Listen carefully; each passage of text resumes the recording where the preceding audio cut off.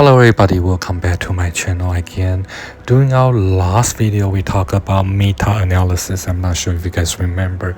I was mentioning about meta-analysis tend to group everything together, and I use a bunch of fruit as an analogy. So you put every fruit together into one basket, and the solution may be not that accurate. So the way you detecting the client's problem and the issue, and like you say, if you put all the fruit together in the one basket by utilize the meta-analysis, and the accuracy may be reduced. So as we continue to talk about it today, we're still going to talk about meta-analysis, but we're going to further discuss the essential part of the meta-analysis and what is the risk factor and the assessment factor in regarding to understanding the concern of the meta-analysis. So in terms of meta-analysis, because it's about study the summarizing of everything. So you put everything into one basket and you get a result which may have high risk of bias. And no matter how sophisticated that is, that problem still exists. So it linked to the quality, we worry about the quality of the study versus not the quantity but the quality. So that's one of the biggest concern in regarding to the meta-analysis, and also the risk of bias and increasing the selective bias issue can also be presented in terms of if we do the meta-analysis, especially if you put into the randomization process and how selecting a item or selecting a part of a problem in terms of client's mental illness, and then you kind of put analysis on that, and that could be a weak spot because you are not allocating all the resource at the same time, and the result for that analysis may be off.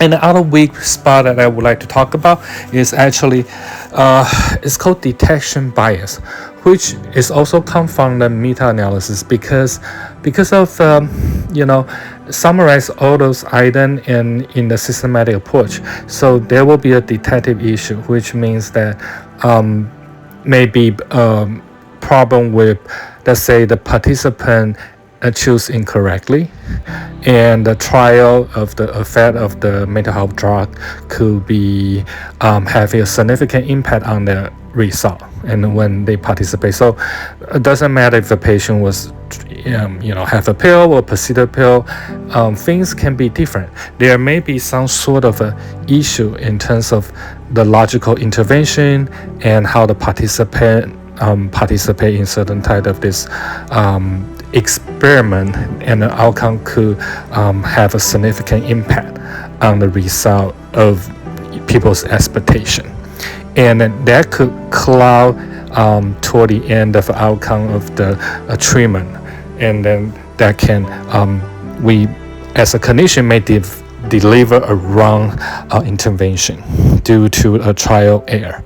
So that's the biggest, I think, the biggest bias in terms of the meta-analysis is detection bias, which because too many report has been gathered at the same time, and that causes the issue in terms of our treatment effort.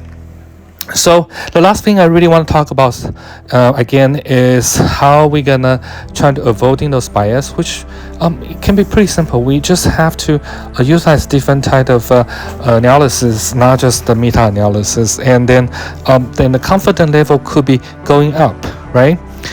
If we kind of address those type of issue in terms of utilize calculating effect size, or just kind of figure out if other analysis can like help out in terms of address other different issue in the meta-analysis.